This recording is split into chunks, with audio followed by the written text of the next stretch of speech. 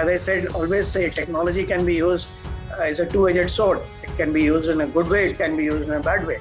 Like in France, one by Greenpeace organization, one drone was harmlessly crashed into the nuclear installation to highlight the threat which it can cause to the nuclear installation. In Japan, radioactive sand was delivered by air towards Prime Minister. People say, why can't we see the drones? Firstly, the radar cross-section is very, very small. So the normal radars which we have to pick up big aircraft cannot pick up these. Now these days radars are available where we can, but even birds can be picked up then. But the problem is trials have been done with, guns with very rapid rate of fire, creating a wall of lead. But the problem with these is that drone, when it falls, now if it is in the urban area and all the terrorists use urban area targets, it can cause a damage there. So as I said, these drones, the proliferation is very, very large number. So how do you differentiate between the good drone and the bad drone? So with the artificial intelligence, it will be able to tell you with whatever he picks up, little bit of thermal signature, little bit of noise signature, little bit of visual signature, and zip up the all by artificial intelligence means, and be able to tell you what sort of threat it is. As I said, the drones are also of different type. So one system may not suit everyone. So you will need multiple system or a hybrid system, and I know very, very large number.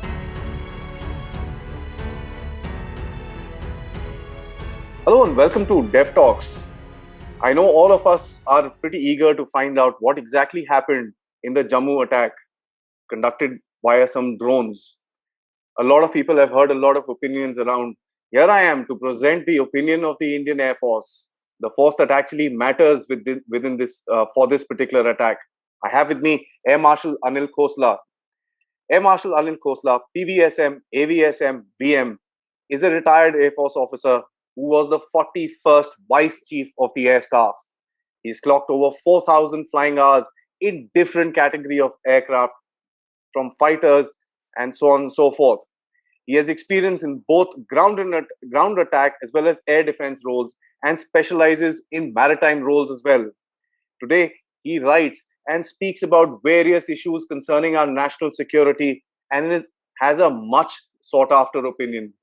Thank you, sir, for taking this time out to talk about this subject, which is currently very dear to all of us. Thank you, Adi. It's a pleasure talking to you, and you're doing a human service by having your channel and discussing all the current issues related to defense as well as security, national security. And it's always a pleasure talking to you. So let's go ahead with the topic. Thank you, sir. Thank you so much.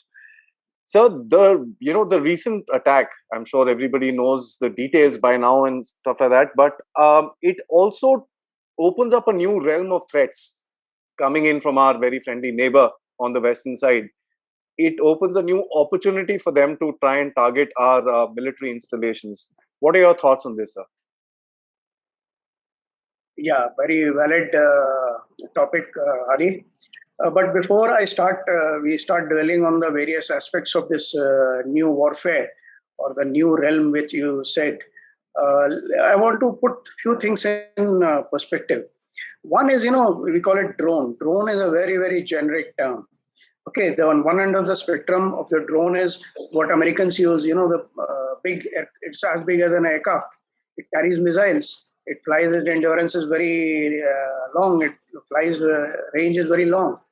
And it keeps flying and targets with air-to-surface missiles and with precision. Okay, so one end is that. And second on the end of the spectrum is, small quadcopters which you get, like toys, like hobby flying, quadcopters and others, very, very small platforms, which can maybe carry a very small payload, a small camera or a small grenade type of equipment or a weapon.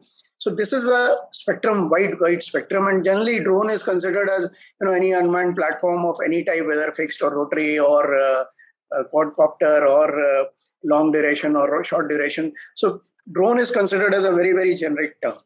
Now, as I said, the two ends of the spectrum which I said. So the two ends of the spectrum also fall into the two ends of the warfare. So if you take the big unmanned platforms. As I said, they have air-to-surface missiles and all. They will go into conventional warfare because they're the big platforms. They can be neutralized by other weapons. They can be picked up by radars and others. But these smaller ones come under the realm of sub-conventional threat. Okay, it is called sub-conventional threat. In this, you have UAVs, uh, quadcopters, drones, even paragliders, paramotors, microlights, hot air balloons. All these come under sub-conventional threat. These are not the classic power platforms, but yet they can be utilized for some form or the other in the warfare. And this new realm which you covered is, being termed as gray zone warfare. Gray zone warfare where, actually gray zone warfare has got a very large connotation. Maybe we'll have talk on it sometime. But kinetic weapons also and these subcon threats also can be utilized in gray zone where the threshold is kept below the war level, but they are utilized to create a nuisance to the adversary. Okay, then one more thing I would like to say, the drone, this will also give you an idea of what sort of a threat or what sort of a challenge are we going to face in future. Drone utilization is proliferating into our lives in a very, very big way. Started with hobby flying. Okay, now it has got a recreational, not only recreational, even commercial angle. Yes. It is being used extensively for photography, videography. Even Amazon and other platforms are thinking of using it for delivery. Even organs are being delivered and medicines are being delivered so that they can be delivered fast and not get bogged down by the traffic on the road. Okay, they have been utilized for seismic studies, radiation studies, construction industry to check whether roads, rail alignment, for your dams, disaster management, traffic management, security issues, surveys, meteorological studies, rescues, disaster situations, agriculture. I mean, drones are being utilized in various fields. So you can imagine what sort of drone industry we are talking about. Now, this is the good part of the drone. And as I said, always say technology can be used as a two-edged sword. It can be used in a good way, it can be used in a bad way. Now, same machine, same platform, same drone, if it falls into the bad guy's hand, what does he use? He uses it for terrorists. He uses it for surveillance of the enemies or the adversaries' installations. He can drop small weapons like he did in this to create a nuisance. Smuggling of drugs and arms, we have been hearing last few months, drones are being used to smuggle weapons and drugs across the borders. Then a disruption of flights, we have heard, when near the airport. Then electronic interference, it can disrupt your communication. So this is all can be done by the bad guys in case the drones fall into the bad guys of the bad hand. Okay. Then another aspect is it's a cheap option. It's a very cheaply, very easily available. It's not a costly thing. And imagine like this small weapon and a grade, if it falls on a high cost, high value equipment or a system underneath, the damage done will be much more out of proportion as compared to the cost this thing. So this is the perspective which we are talking about as far as the drone menace, I would say, or the drone threat is concerned. Yeah, Adi. Sir, I really liked a couple of parts of your answer where you mentioned that when it falls onto the bad guys. So I'd like to take that, the good guys, utilization of drones is something that we see on a daily basis. As a matter of fact, today wedding shots are being done with those drones. They are flown up in, banquet venues and stuff like that, and they take beautiful photography. People are using for travel photography and stuff like that. That's fine. When it falls into the bad guys' hands, for example, Pakistan, sir, they do get an edge of deniability in this entire game. How would you like to see that, sir? Yeah. So, Adi, you're right. Pakistan, and you mentioned 2, 3 words. One is Pakistan and one is deniability. I'll link it with the previous answer which I was giving you of gray zone. So, one of the characteristics of gray zone is deniability. Okay, ambiguity and deniability. And this is ideal situation.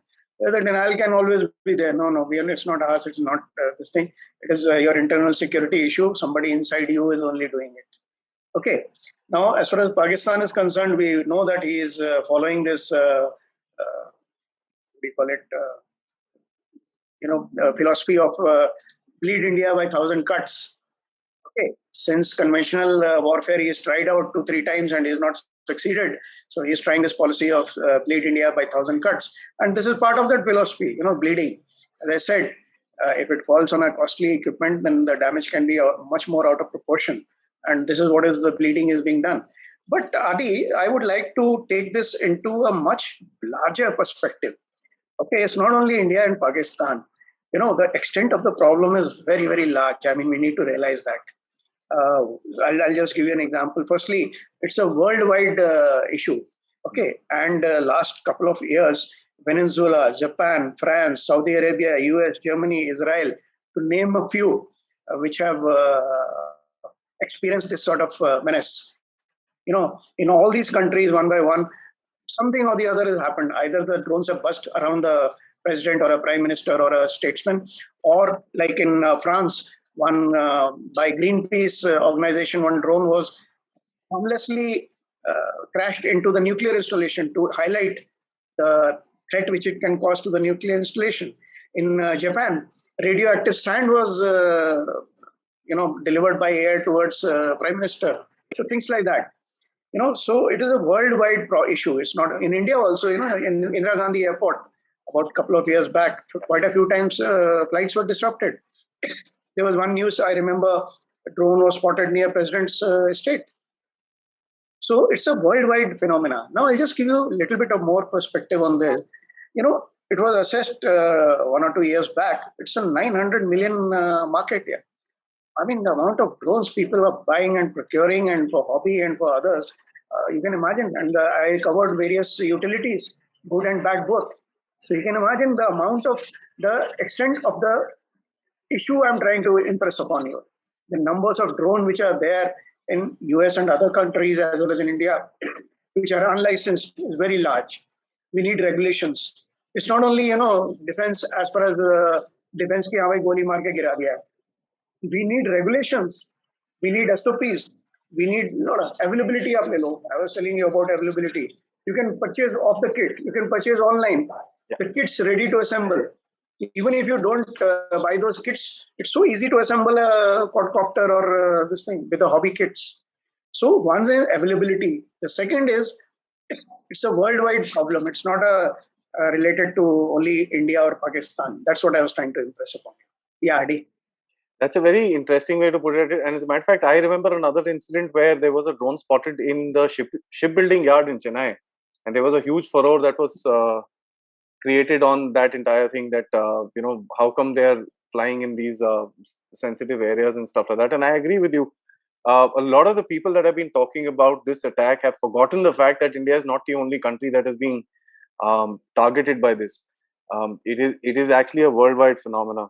So I'd like to take a moment to towards Pakistan. They've got a taste of this particular medicine, which was used by the Palestinians, by the Iranians to attack the Saudi, as you mentioned. They created a huge fire in the oil refineries and stuff like that. So Pakistanis have seen an example of the success of these kind of attacks. We've also in the past past 2 days seen drones flying in the night again, and in one case they were shot at, in the second case they escaped. Do you think Pakistanis have become to an extent proficient in this particular technology, in this kind of utilization of drones? Yeah, so as I said, Pakistan is known, actually I'll go a little further. Pakistan, basically the industry and the equipment and defense is all Chinese supported. Okay, they have a mix of US given and Chinese given equipment, but of late the tilt is much more. As far as the aircraft is concerned, they said that 65% or some ground equipment, tanks and all, 75% equipment is Chinese. Now China has invested a lot in gray zone operation. They are the masters, and they have also invested a lot into unmanned platforms. I've seen it firsthand. I had gone for Juhai Air Show and I've seen it there. Every third step which you took, you saw a new different type of UAV. From quadcopter to helicopter to fixed wing to jet engine to large to small to, you name it. This agriculture company is also displaying UAVs or unmanned platforms or drone, whatever you want to call it. That's the extent. So obviously, since the collectivity between China and Pakistan is high, these equipment are likely to come into Pakistan. And these news have been coming on and off that the Pakistan is trying to acquire unmanned platform drones from Turkey as well as China. So, and seeing their attitude and the policy against us, it is more or less certain that this sort of gray zone operation or this thing will start sometime.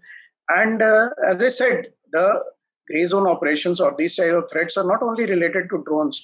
Even during Balakot time, they used to release a lot of balloons with reflective surfaces underneath to give an impression that something is coming, to create a nuisance. So these sort of activities are continuing and are going to my mind, in the world, not only in Indian context, in the world, they're going to increase further. So we need to find an approach to control these sort of activities and threats. Yeah. That's a scary proposition that you're putting across, sir. Very, very scary proposition that, people used to be scared of terrorism because anybody can strap a bomb on their chest and walk around the place and explode themselves or, do such kind of activities. We found a way to track those. We found a way, metal detectors, there's that whole lot of shebang. How does one actually deal with something like this is going to be a question that I'll ask you obviously later. But at the moment, sir, I'd like to ask you with regards to the stakeholders who are responsible for looking after something like this. I'm sure you're aware about the whole debate where the citizenry of this country, and rightly so, is asking what can the Air Force do to protect itself or something like this. I'm going to leave apart all the negativity that has been flying around the place, sir, with a very positive attitude. I'd like to know that where are we in such a scenario, and who exactly kind of looks after this domain, sir? Yeah. So, very, very good question, Adi. Generally, what I've seen after this incident in the social media news and others is, generally a lot of, as usual, blame game and, as you said, negativity.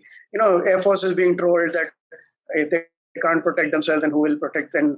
Why is the air defense not active and all that? As I explained earlier, there is a conventional threat and there's a subconventional threat. It's a different type of warfare altogether. And in this warfare, it is not only the Air Force, the stakeholders are much more. It's a whole of government approach is required. And not only India, everywhere in the world it is happening. Even America has got that FAA, Federation of, Aviation, Federal Aviation Administrator. Yeah. Okay, they are the regulators and legislators for the taking out the policies. So here, I will just try to tell you, like, one is, Air Force in the sense has been assisting in all the efforts so far to manage this menace. But there are quite multiple stakeholders. I would say, starting with MOD, obviously they are involved because all the three services have got maximum number of VA and VPs, that is the vital areas and vital points to protect. Correct? Military targets, nuclear targets. Then, wherever the targets are there, the dams are there, bridges are there, they're all vital installations. Okay, headquarters are there at various things. Now in subconventional warfare, cyber heads, communication nets, and all these things are vulnerable. So they become VAVP. So whoever is responsible for security of these VAVPs is responsible for security from these sort of threats. It is not entirely Air Force. Air Force cannot be this thing. It's like, Adi, I'll give you a very simple example. If I stand outside the house and with a catapult and chuck a stone at you and hits you on the head, now, will the Air Force come into it? I'm given a very simple example, but it is something akin to that in a slightly bigger perspective. Okay, so MOD involved. Then Ministry of Civil Aviation is involved because they are the ones who will take out the policy and the regulations. Then MHA is involved in a big way. Why? Because enforcement of those rules. Who will enforce? Who will ensure? Police, paramilitary. That the rules are agreed by the people who are operating this thing, who are buying, who are manufacturing. Correct? If they violate, then what are the punitive actions? Then SOPs are involved, formation of SOPs to deal with the threat. So as I said, MOD, MOCA, MHA, so whoever is looking after the security of the VOVP is involved. I would say one step further, even all the citizens of the country are involved. They should be aware. Tomorrow a wedding takes place. I say, to hell with it, yeah, it's my function. I want to fly. Who are you to stop me? But we should be aware what is the, what is the repercussions of this freedom. So I think the involvement or the stakeholders are much more than only the Air Force or the defense forces. General public should be aware of rules and regulation, and they should respect them. That's how we'll be able to meet the challenge. As I said, Indian Air Force has been involved in drafting of the regulations. They have been involved in training of the personnel. They have been, involved in offering the reporting channel, which is the air defense channel, is available for reporting of the incidents and subsequent activation of the chain. So they have been involved in every step of the mitigation of this drawdown. Okay, Adi. That's interesting when you because everybody has to look at the larger picture. It's very important for us to realize it's not just the forces don't work in isolation. They have to work along with a whole setup and a paradigm which goes along with that their own setup to augment their efforts. It's not just that you're standing with a missile and a gun and you can pretty much target everything. It's not as simple as that. So I was speaking to someone else on the use of drone incidentally about 2 weeks ago in a wartime scenario. One realizes that the survivability of these drones is a big question unless you have complete air superiority. That factor is, I think, understood.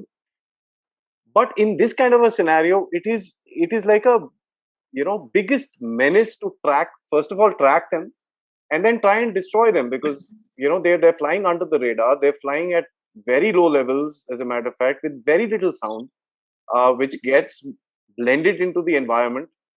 And on top of that, in the dead of night, how does one even track them? You're very right, Adi. You have thrown in two questions in one. One is, yeah, you're right. Wartime, what happens is the whole plan or the whole orchestration of the air war, the drone operations are embedded in it. So if you are operating your drone, obviously you will look into the protection of it. You will not send it to an area where the enemy is likely to get your drone. So you will like to have all the protective measures in place, and so it is embedded in the warfare. But this is a different ball game. This is a different issue altogether here, and there are a lot of challenges involved. You're right. To deal with the drone, if you talk about physical dealing with the drone, then there are problems of detection and tracking. But this sort of drone operations or a challenge is totally different gambit of things. You're right. It's very difficult to if you talk about neutralizing the drones. Suppose let's take a case of neutralizing these drones. Okay, so first you have to detect them, then you have to track them, and then you have to neutralize them. Correct? So detection and tracking. Why is it so difficult here? People say why can't we see the drones? Firstly, the radar cross section is very, very small.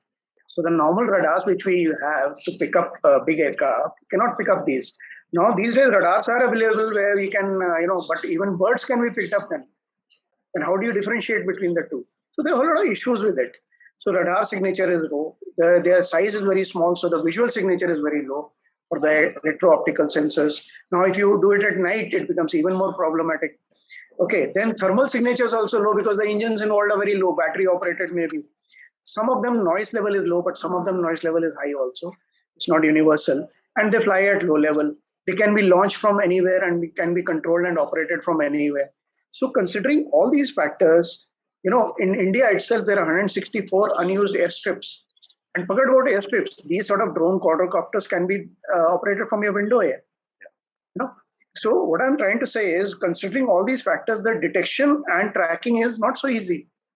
Then comes the neutralization part. You can neutralize these drones in two ways. One is hard kill, that is the physical kinetic weapons, and second is soft kill. Soft kill is by radio frequencies. So these drones have a vulnerability because they need a data link for controls. They need GPS assistance. So they can be jammed or spoofed.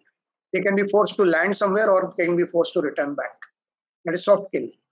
Hard kill is, by guns And first drone which was shot down was American drone in Kosovo war.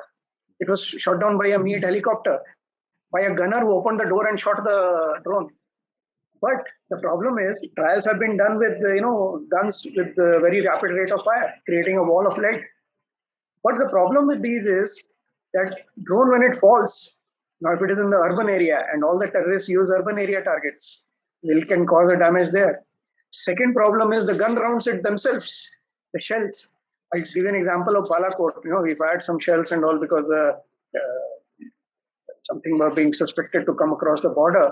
And the shells fell in a village and damaged, hurt some cattle and all.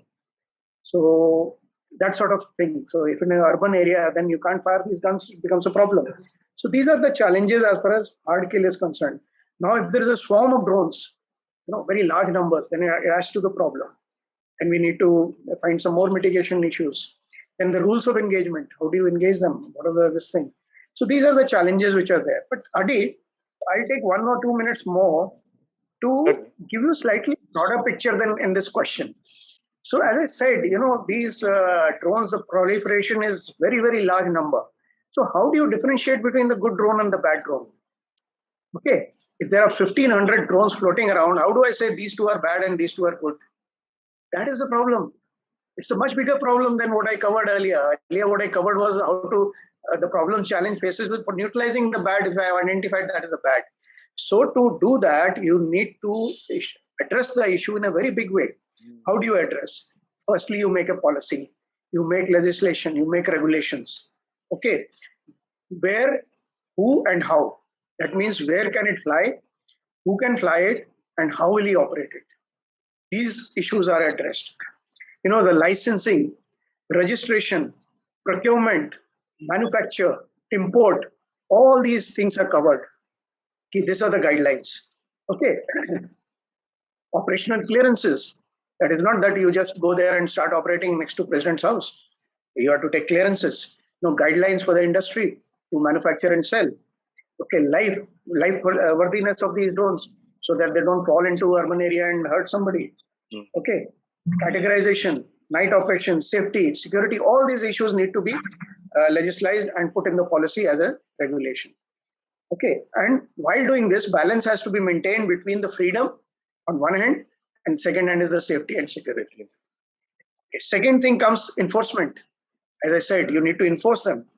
Okay, how do you do? You declare no drone zones. So wherever your VAVPs are there which you want to protect, you declare that anything which comes there, whether friendly or not, will be considered as hostile. Please don't come there. Then you give freedom to the good drones by creating drone corridors. Okay, these are the drone corridors. Amazon and others can fly through this for delivery or whatever it is. Not so easy to, although it sounds very easy when you're talking, but it's a difficult subject itself. Then punitive actions. If you violate, what punitive actions will be taken? So all these things need to be, and who will enforce those punitive actions? How do you track it? So these are the, then SOPs need to be formulated, and SOPs need to be known to everyone who's protecting these VAVPs. SOPs should cover what are the rules of engagement, how do you react, whom do you tell, whom do you activate, how do you neutralize these drones, how do you find out what is this thing. And these SOPs need to be made by centrally, like say MHA or agency, circulated to all the VAVPs, and all the VAVPs, the security insurers, need to further tailor it according to their local conditions, their own SOP. Because one, you have a central SOP, common one, and then you have a detailed SOP of your VAVP, depending on your peculiarities and your of the situation. So the SOPs need to be formed. That's not the end of it. You need to train people here. It's not so simple that usko banduk pakda diya aur wo maar dega usko. Aise thodi na. You need to train people how to identify, how to this thing activate. Then you have to give them equipment like NVGs, binoculars, grid maps. There are a whole lot of list of equipments. So you have to equip them also. So these are various measures which are required to deal the menace at a much higher and a bigger level. Attacking or neutralizing the drone is one of the not simple, I won't say it simple would be wrong, one of the small portion of the whole big problem. That's an eye opener, sir. Let me assure you, a lot of people, when they're going to listen to this, are going to be like, okay, let's just cut the rhetoric, because whatever we've been hearing for the past 2 days is not realistic.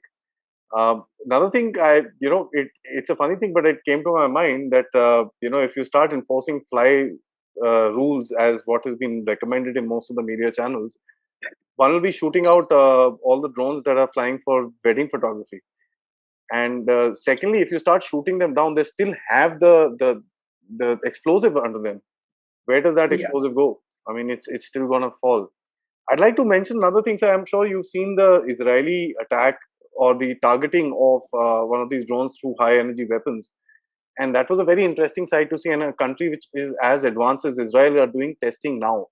So it's not something that the world is doing and India is not doing, and that is something that we need to understand. It's a common threat, as you said some time back. Yeah. So, I when one visited the Aero India some time back, one saw a display of an anti-drone sort of a technology to prevent these kind of incidents in valuable asset areas, as you just mentioned, like the airports and stuff like that. Are we looking at doing something like that, or are we looking at procuring some sort of systems of that sort, sir? Yeah. Very valid question, as logically flows into next step, that how do we neutralize now in case we faced with the situation. So worldwide these trials are going on. It's not only in India, and it's an evolutionary process. This realm of warfare is picking up. Okay. And the world is trying to deal with it, and there are a lot of trials. I'll cover subsequently what all countries are fielding, whatever this thing. But if you ask me generic, so as I said, the major problem is, first is the detection and tracking part. Okay, identifying. Second is the neutralization part. So what is happening now is, as I said, radar alone cannot pick up. So because of the characteristics of these platforms, so trials are carrying on to pick up from radar, ultraviolet signature, infrared signature, visible electro-optical, motion sensor, acoustics, electromagnetics, thermal signatures. Okay, so many of them. And not only by active means, that radar is considered as active means, where you're pinging, sending something and coming back. Passive also. So it will be active as well as passive. And the system which will come out, it cannot be reliant on one. It has to be a hybrid system. More than two, more than three, more the sensors, more the receptors, better will be the output of this thing. So work is going on into all these fields to develop a system which is a hybrid system, and maybe, not maybe, I think it will be worthwhile, or it will be a good system only if it is artificial intelligence enabled.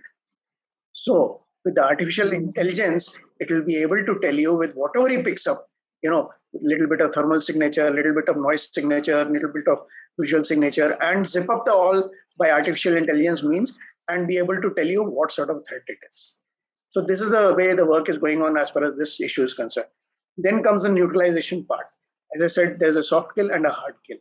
So soft kill, the most vulnerable is the data link and the GPS. So jamming and spoofing systems are there. Trials are on, and not only trials are on, there are systems available in India also and other places where you can jam them and force them to land or force them to return. Okay, but there is a word of caution here.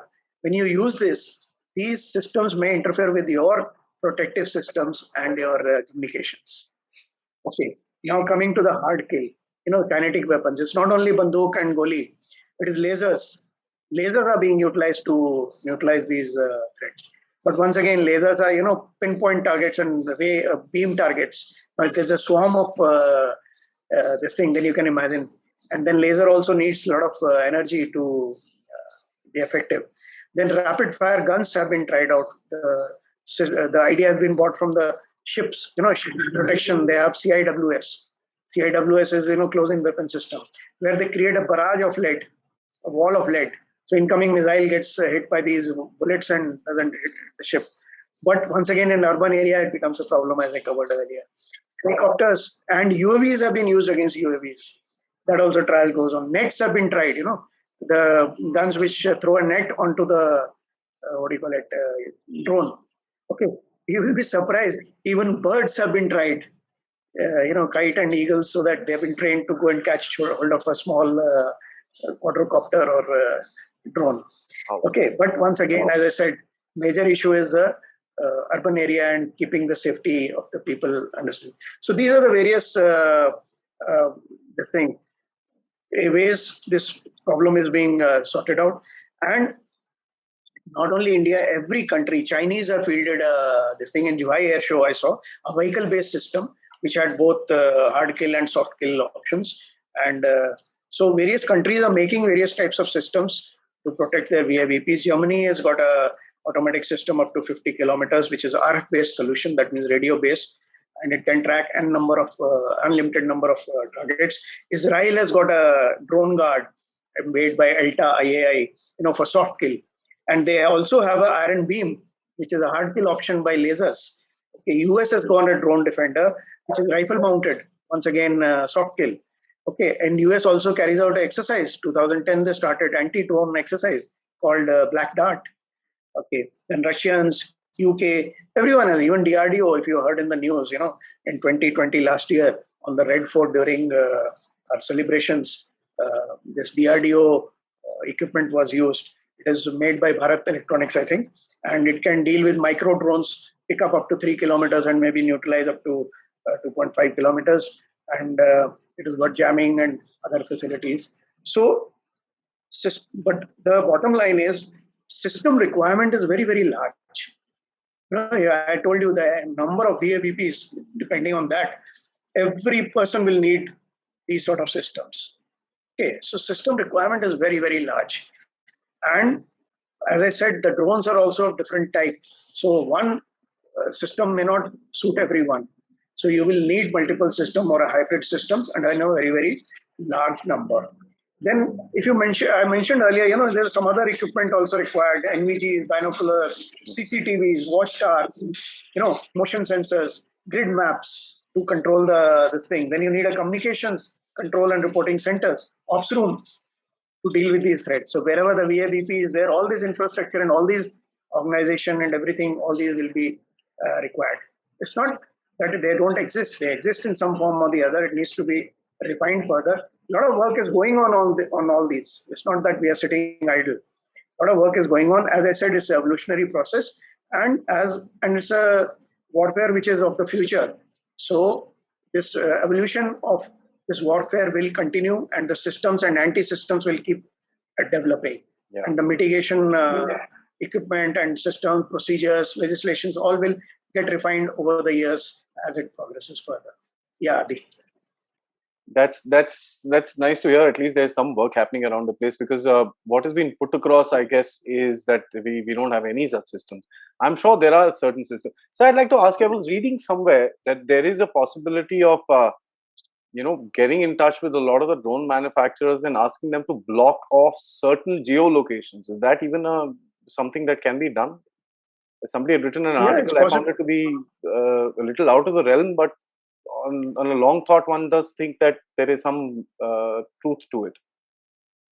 Yeah, these are various small measures which can be instituted. Then, legal aspects of it, as well as doability aspects of it, need to be studied. Whether doing such a thing will help or not help. To what extent will it help? Because the person who wants to create a nuisance, he can always find a solution or a way of getting around it. But in the way it helps is that in case you have a declared zone where you say that this is a no drone zone and any drone comes, then you shoot it down or you neutralize it. So now if the manufacturers are there and they are manufacturing for a good cause, and if they can embed this, that means for sure you have made out that these drones are at least not coming in that area. So these are small various things which can be done. And the larger thing is that, everyone asks a lot of questions. I think I'll cover it here itself. What are we doing in India here? I mean, I covered a whole lot of things. And in passing, I mentioned that. Yeah, but if I want to sum it up in the end, that we're also doing a lot of, it's not that we're not addressing the issue.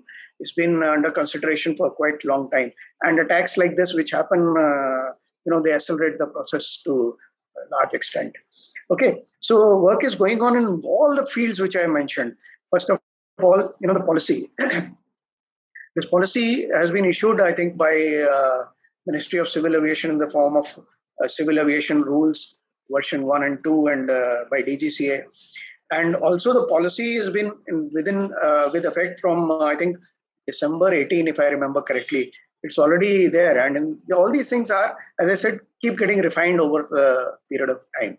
And IAF was involved in a big way in formulation of these SOPs as well as policies. Okay, then training has been done, and training is a continuous process. Police, paramilitary, and IAF assisted in this training, and how to identify a drone, what all to look into it, how to neutralize various aspects of it. So that sort of training, which we have little bit of Indian Air Force has little bit of expertise being shared by all the others. Then DGCA has made it easy for good drones to operate and regulate the aspects which I covered. They have also made an online platform called Digital Sky platform, where it has become easy to register and get professional clearances and things like that. Okay, they're considering a separate directorate. I'm not sure at the moment what stage it is in. To deal with the drone proliferation and operations, a separate directorate together. DRDO, as I said, is doing a lot of research to create anti-drone systems. I covered, we needed a very large number. Now, procurement from outside will be costly affair. So we need indigenous. And secondly, we need indigenous so that we can keep, modifying it and keep improving it over the years as the whole warfare in this realm unfolds. If you buy from outside, modifying it will be difficult again. Again, you'll be spending money to buy a later version. So in this field, definitely we need to be Atmanirbhar. Definitely we need to be self-reliant. So DRDO needs to accelerate, put the foot on the accelerator to do whatever trials and come out with these systems at the fastest. Then we also been in the process of procuring, close-in weapon systems and all. But they are basically for very important VAVPs and for certain occasions and all. But they can also be accelerated. So what I'm trying to get at is that we're not sitting idle as such, and a lot of work is going on. But this is a new type of warfare, and at the moment, it seems it's not that. It is a nuisance. It is a problematic area, and lot is being done. So, bottom line, to my mind, of the whole gambit of this issue is that the whole world is facing this challenge. It is not only for India, and this warfare is evolving. Okay. It is evolving. It is the warfare of the future. It will create a nuisance, and we'll have to deal with it. And while dealing with it, it is not only physical destruction of the drone or anything. We had to have a multi-level approach, and all the stakeholders, I would say, all the stakeholders need to be part in the mitigation of this threat. Okay, and as far as India is concerned, whatever work is going on, we need to put our foot on the accelerator and need to increase the pace of all these things. So these are my, I think, closing 4 bottom lines for the whole issue of this drone threat and mitigation. So thanks, Adi. Thanks a lot. Thank you, sir. That's, I think, very wise advice, because at the end of it, I don't think anything can be put across without a regulation being in place and a method of enforcing that regulation. For such a large country like India, and everybody compares us to Israel or Germany, or as you said, Germans have this. But Germany has probably as many as air bases as Rajasthan. Their whole air assets, or the VAs or VPs are very, very little. Look at the size of India, with its entire western border being hostile and the entire eastern border now becoming further and further hostile. So how many systems of this sort will be required to protect our assets? It's not as easy as it sounds. I think the Air Marshal has put it across in very clear, simple terms that we can get pragmatic, but one has to be, along with that pragmatism, one also has to be a little realist to realize what's happening around, to understand the situation, to understand the problems, to understand further the challenges in dealing with these problems. It's not as simple as that, saying what is the Air Force doing, or what is the Army doing, or what is the Navy doing for that matter. Questions have been asked about all the 3 forces every time there is an incident which is there. But I think the clamor with regards to the question needs to change into the clamor for a demand of better equipment, or better technology, and for better regulations of any such items that can cause a threat to our national security. Air Marshal Khosla, sir, thank you so much for taking me through this journey, because it is a learning experience for for myself and anyone who's going to listen to this. Yeah, thanks, Adi. I enjoyed recording with you, and always pleasure talking to you. And as my style, I always give you a food for thought before leaving. So we talked about this drone. I mentioned gray zone many times. So this is, as I covered, like drone threat or this drone menace or the drone challenge is a much bigger perspective as I gave you today. Now, this is a minuscule part of the gray zone operations. So, gray zone operations, this is a small part of it. And you can imagine now what sort of things can be done in the gray zone operations, which is a warfare of the present and future, which is being employed to meet the objectives of the state without actually going into war. Maybe sometime we can talk about gray zone operations. So thank you very much once again. Absolutely, sir. I'd like to actually say I'll be looking forward for something like that, and especially the use of your skills in terms of the Air Force into looking at what kind of gray zone operations can go. And this is one part of it. Actually, it actually clearly says that the air also can be used in gray zone activities. I don't think any realm is left right now except for probably coming underground, which is the only thing which is left. So, thank you so much, sir. I hope we look forward for many more interactions of this kind. Thank you, and Jai Hind. Thank you very much. Jai Hind.